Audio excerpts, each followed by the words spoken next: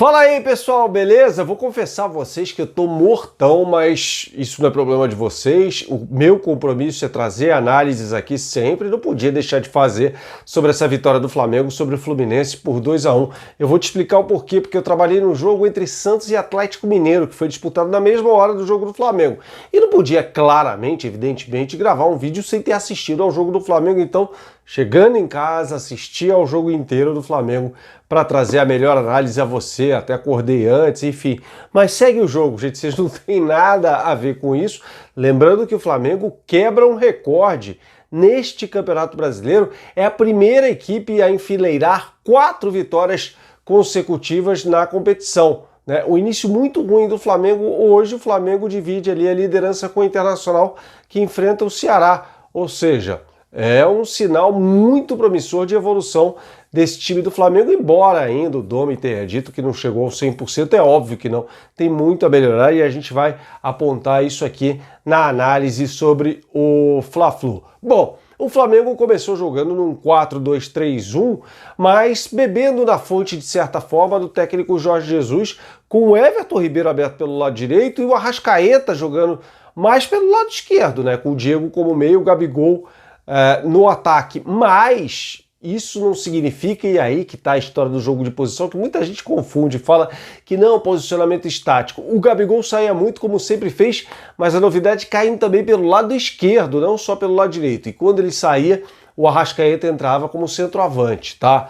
O Jorge Jesus já tinha feito isso em alguns jogos em 2019, no jogo contra o Cruzeiro no Mineirão, vitória do Flamengo por 2-1, me lembro também no jogo contra o Grêmio no Maracanã, vitória do Flamengo por 3-1, isso aconteceu bastante no jogo de ontem contra o Fluminense, inclusive no primeiro gol do Flamengo, quem cabeceia para a defesa do Muriel é o Arrascaeta, Então nunca houve uma condição estática do Everton Ribeiro pelo lado direito e do Arrascaeta pelo lado esquerdo.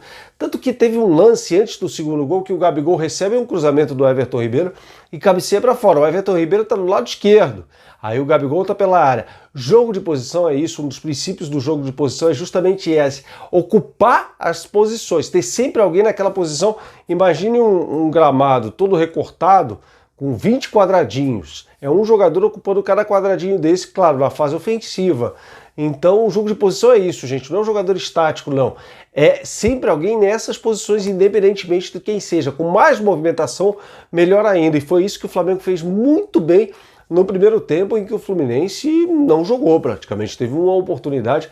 Foi um Flamengo muito superior na primeira etapa. E aí, já fazendo aquilo, com menos finalizações até do que vem tendo em outros jogos, foram 13 do Flamengo no jogo inteiro, sendo 6 no primeiro tempo, 7 no segundo tempo e 6 na direção do gol, como você vê aí.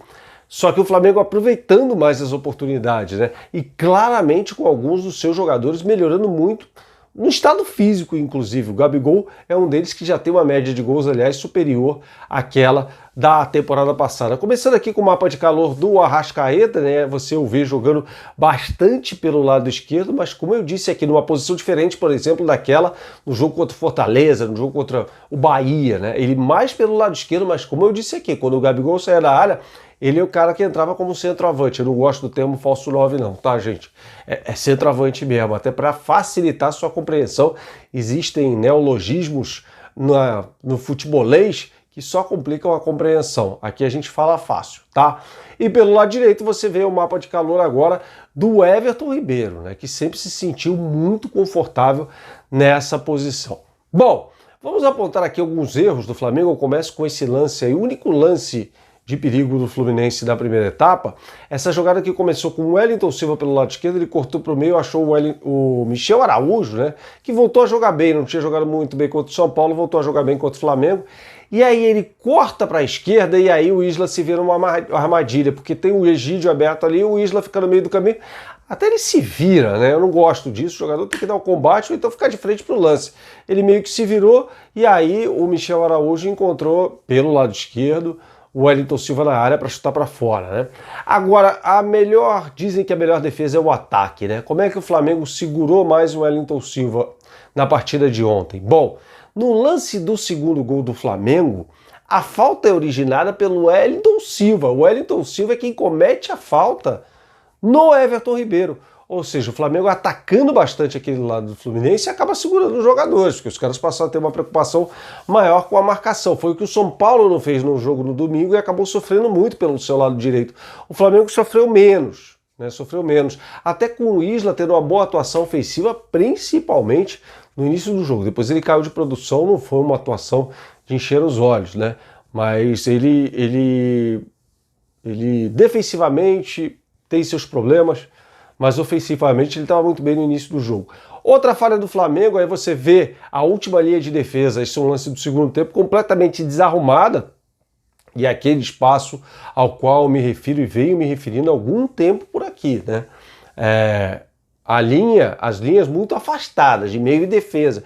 E aí fica esse buraco que o Michel Araújo aproveitou, mas bateu, não fez o gol. Mas teve ali uma oportunidade poderia progredir mais com a bola, chutou de fora da área.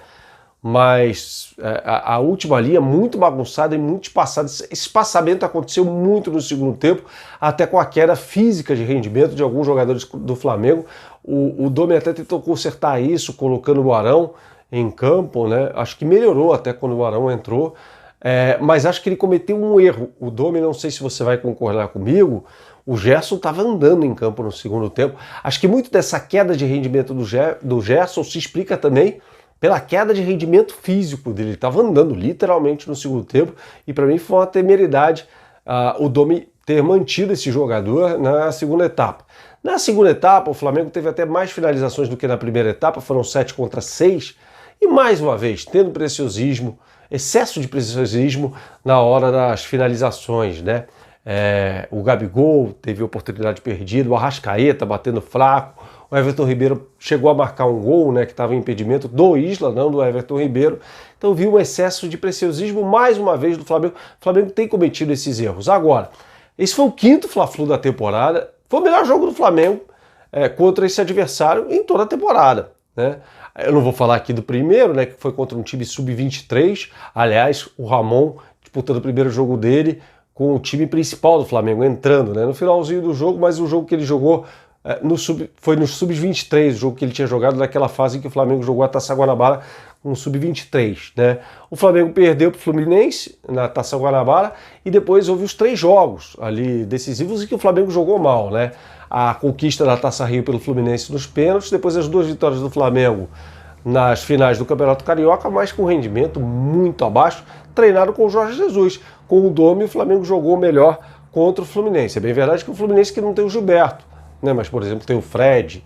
Então a gente pode entrar em várias questões aqui, mas fato foi a melhor atuação do Flamengo contra esse adversário no Campeonato Brasileiro. Quero falar uma coisa rapidamente aqui sobre a questão do rodízio, que foi tão criticado. Vamos ter que arrumar outro assunto, como disse o Mauro César no blog dele, porque essa história que achavam que ia dar audiência, aqui a gente analisa para você não se enganar com isso. Eu trouxe até palavras do livro do Guardiola Confidencial, né, que o Paulo Calçade já tinha citado no Linha de Passe, para ver que é uma coisa que não é assim achismo, é ciência mesmo, né? E criou-se uma falsa polêmica com a história do rodízio e a consequente irritação suposta de alguns jogadores, dentre eles o Gabigol, com essa história do rodízio. Bom, o Domenech fez 3 mudanças em relação ao time que começou o jogo contra o Fortaleza, fazendo jus àquilo que ele tinha dito, num espaço de 4 dias eu posso manter 80% do time. Foi justamente o que ele fez, a gente até citou isso num vídeo na terça-feira. Eu imaginava até que ele ia começar com o Pedro, mas não, foi até o tema do vídeo pré-jogo, que ele ia ter Pedro e Gabigol, mas não, ele deixou o Gabigol só, né? E eu fico imaginando assim, como dá audiência, né? Falar mal do Flamengo, falar em crise no Flamengo. Eu fico imaginando se fosse feito o mesmo barulho, por exemplo, com o Atlético Mineiro, que tem um técnico que eu acho dos melhores no futebol brasileiro, sem dúvida nenhuma, que é o Jorge Sampaoli. O Jorge Sampaoli, desde que chegou ao Atlético Mineiro, não repetiu uma escalação sequer, nenhuma, por opção dele, tá? Ele mexe muito principalmente nos pontas, né? Ora ele joga com o Savarino, ora ele joga com o Keno. Keno que foi a principal contratação do time do Atlético Mineiro para esse Campeonato Brasileiro. Ele estava no banco ontem no jogo contra o Santos, entrou no segundo tempo só. Pelo lado esquerdo, ora o Marrone, que veio do Vasco da Gama, bom jogador. Ora ele coloca o Marquinhos por ali, ele mexe bastante, ele só não mexe no Sacha. Então, assim, o lateral direito, ora o Mariano, ora o Guga, ora o Hever, ora o Júnior Alonso na zaga, ele mexe muito. Então, assim, eu fico imaginando por que as pessoas não fazem não tem essa mesma implicância com o Atlético Mineiro. Por que será, né? Eu acho estranho isso. O Atlético é um time grande também, que tem um grande treinador, que tem grandes jogadores, mas não se fala sobre essa questão. Será que as pessoas não acompanham o Atlético Mineiro? E é mais fácil, né, de repente, falar sobre o Flamengo. Então, uma má vontade com o técnico que está chegando, eu sei lá o que é. Eu sei que tentou se criar uma polêmica com o rodízio e a suposta irritação do Gabigol, que, olha, não leva a lugar nenhum. É a história da discussão rasa, é a discussão sem profundidade no futebol, sem a ciência no futebol, sem o conhecimento. E aqui a gente tenta levar você acesso ao conhecimento e à informação. Esse é o objetivo desse canal, principalmente quando a gente aborda as questões do Flamengo, tá bom, pessoal? Eu lembro a você que amanhã eu vou divulgar ainda posts aqui no YouTube para você, uma live às 2 da tarde sobre campeonato inglês.